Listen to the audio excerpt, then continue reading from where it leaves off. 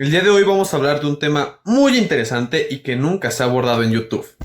Con uno de los mejores libros que he leído en mi vida y creo que es el mejor que he leído en lo que va del año. De Derecho, Legislación y Libertad de Hayek. Se compone en 3 tomos. El primero es el bueno, porque habla de una sociología e historia del derecho muy completa y muy novedosa. La parte es un poco más aburrida, principalmente porque es muy repetitiva. Es un tomo dedicado a criticar el concepto de justicia social y lo hace de una manera, repito, muy reiterativa. El primero y el segundo capítulo y el resto es una paráfrasis muy extensa de lo primero que se expone en el libro. La escena, pues no es tan buena como la primera, pero sí es mejor que la segunda. Y es ahí donde encontramos un concepto que no es central en este libro, para nada, pero que es una idea muy importante y muy interesante. Hayek nos habla de una mentalidad organizadora de la tribu y ve su retorno en las ideas del socialismo. No solo del socialismo, en general de la socialdemocracia y todo lo que implique dar un sistema extenso de ayudas a las personas. ¿Qué es esta mentalidad organizadora de la tribu? Pues es que en tiempos anteriores, pues las personas nos podíamos permitir ser más solidarios con las personas que más teníamos alrededor. Y eso, como ustedes entenderán, como ustedes vivirán, ha cambiado. Ahora, en vez de tener una solidaridad generalizada para apoyar a nuestros vecinos, a nuestros amigos más cercanos o los más lejanos también, en vez de eso lo que ocurre es que el Estado organiza una serie de ayudas. No estoy tratando de romantizar el pasado, simplemente estoy tratando de dibujar rápidamente cómo antes había una vida más vernácula en la que en las acciones económicas de las personas no estaban necesariamente determinadas por una lógica de maximización de un beneficio económico, sino también influían mucho las ayudas que se podían dar en comunidad. Si era un ejemplo no tan lejano, quizás sus abuelos les puedan contar sobre esto. Como en tiempos anteriores, si vivían en poblados pequeños y poco desarrollados durante el siglo XX, era muy posible que hubiera vecinos que ayudaran a mantener económicamente a, por ejemplo, las personas más viejas de su vecindario. Traslada esto al presente, a un presente de una sociedad compleja, ya no tan comunal, ya no tan simple como la anterior, una en la que conocíamos a las personas que ayudábamos y pues los poblados eran pequeños y eran pocas las personas que no conocíamos. Pues Hayek comienza refiriéndose en general a las personas con ideas de ayudas sociales, las personas que claman por una justicia social, como normalmente se le llamaría a esto, las personas que dicen que hay que dar pensiones, que hay que tener una educación pública, ayudas, subsidios, becas. Ahí es donde Hayek pone el ojo y dice, no, también está la otra cuestión. Cuando nos acercamos más al concepto de socialismo, pues vemos que la idea original es que los trabajadores tengan sus medios de producción. Sin embargo, en el siglo XX lo que se dio era que el gobierno controlara estos medios de producción en nombre de las personas. Y esto Hayek lo hace análogo a cuando en tiempos más antiguos, pues las personas se autoempleaban. No necesariamente tenían una cooperativa, porque no existían, sino que se autoempleaban.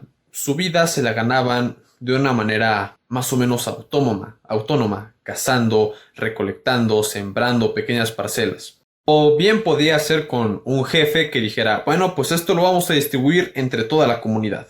Pues ahí Hayek establece una diferencia bien clara.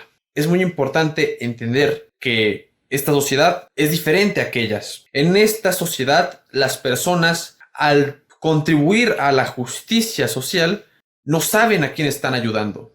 Y también en cuanto a la producción, pues un señor que no tenemos idea de quién es, pues le va a decir a la gente qué debe tener, qué no debe tener y más o menos qué debe hacer. Les va una cita. Un sistema que se basa en las fuerzas espontáneas del mercado, tras haber alcanzado cierto nivel de riqueza, no es ciertamente incompatible con un Estado que proporcione al margen del mercado alguna forma de seguridad en caso de aguda carencia. O sea que Hayek no estaba del todo en contra de las ayudas, pero consideraba que lo óptimo era que las ayudas fueran muy limitadas. pero el intento de asegurar a cada uno lo que él piensa que merece, imponiendo a todos un sistema de fines comunes y concretos hacia los que la autoridad dirige sus esfuerzos, como propone el socialismo, sería un paso atrás que nos privaría de la utilización de los conocimientos y aspiraciones de millones de personas, y por lo tanto de las ventajas de una civilización libre. Esto vamos a profundizar un poco más. En general, en este libro se opone a las intervenciones en la sociedad, a que haya una autoridad que trate de planear un resultado en la sociedad en general. Supone que se mantenga un sistema de libre mercado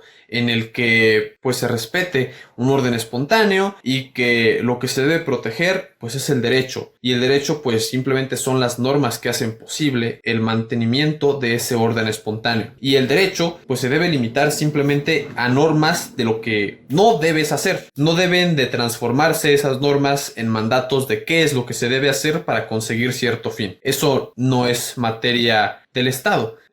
No legítimamente, según Hayek. Pues a partir de ahí pues se llegaría a lo que él llama el camino de servidumbre. La cuestión es que dirigir los esfuerzos de una población a mantener cierto orden económico, cierta distribución de la riqueza planeada, es solo posible y legítimo, según Hayek, en una sociedad pequeña, en una sociedad no compleja, en una sociedad simple donde hay pocas personas que en realidad se puedan organizar para darse las ayudas que ellos creen convenientes. En cambio, en una sociedad compleja, esto no es primeramente posible, y además es inmoral, porque es algo que atenta contra el orden espontáneo y que necesita de una autoridad poderosa que encamine a la sociedad a ciertos fines concretos. Bueno, para quien no lo sepa, yo soy un izquierdista libertario, y esta es una crítica que creo que ya había vislumbrado en algún otro lado antes de leer este libro de Hayek. Sin embargo, es una crítica muy buena y que todos los izquierdistas deberíamos tener en cuenta. Y ahora me gustaría darle una respuesta al difunto señor Hayek. Y más que una respuesta, pues sería una propuesta y una cierta asimilación de estas críticas. Quiero señalar que yo no tengo la receta de la sociedad perfecta, ni pienso que la voy a tener algún día, y tampoco creo que me sé el socialismo más perfecto y puro que pueda haber. En respuesta a los señalamientos de Hayek, yo como socialista libertario debo señalar que yo confío en que el mercado es una de las mejores instituciones en cuanto se refiere a la facilitación de la creación y de la distribución de la riqueza. No en el sentido de que no genere o genere desigualdades, sino que permite que haya más bienes en general en el mundo. Y bueno, es una cuestión que se vio desde el comienzo del capitalismo, el cómo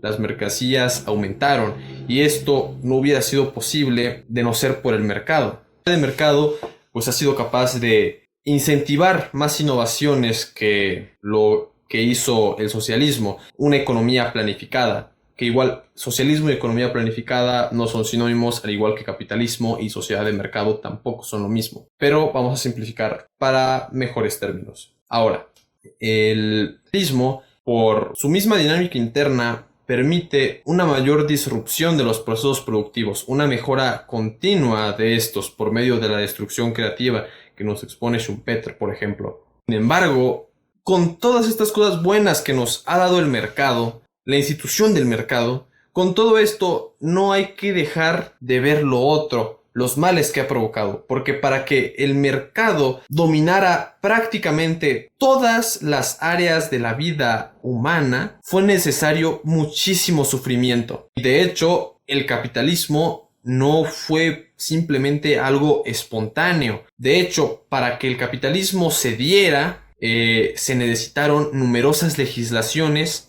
que le prohibieran a la gente vivir de una manera alternativa al trabajo asalariado. Les prohibieron cazar, les prohibieron mendigar. Hubo leyes que incluso obligaban a algunos ingleses a trabajar. En prácticamente todo el mundo, para que el capitalismo se diera, se debió arrebatar la autosubsistencia de las personas. Así poder destruir esa vida vernácula a la que se refiere Hayek. La cuestión es que no podemos ir atrás. Pero aquí me gustaría referirme al pensador que considero yo el más original del siglo XX, Ivan Illich, Ivan Illich fue un anarquista de izquierdas que fue muy propio de su tiempo, muy original, porque él no proponía propiamente un sistema económico, sino que proponía de cierta manera dar lugar a instituciones que se pareciesen a los valores vernáculos que había en el pasado, a estos que Hayek llamaría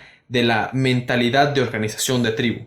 Por ejemplo, La sociedad desescolarizada es uno de los libros de Ivan Illich y también es una de sus propuestas, porque Ivan Illich dice, no, la escuela es algo completamente ajeno a una vida vernácula. Los chamacos tienen que aprender de lo que tienen cerca. No deben de estar adoctrinados por una escuela. Y no solo eso, la escuela, llega a decir Illich, entorpece el aprendizaje. Y por ejemplo, podemos irnos a hace miles de años y por ejemplo, en Atenas, que no había escuela, a la vez no había ni un solo analfabeto. La escuela es una de esas instituciones que pone una autoridad central en una sociedad compleja para llegar a ciertos fines. Realmente los fines de la escuela han sido muy auxiliares al capitalismo. Ivan Illich lo resume así. La escuela es la institución que institucionaliza la vida de las personas. O sea, la institución que los hace aceptar a lo largo de toda su vida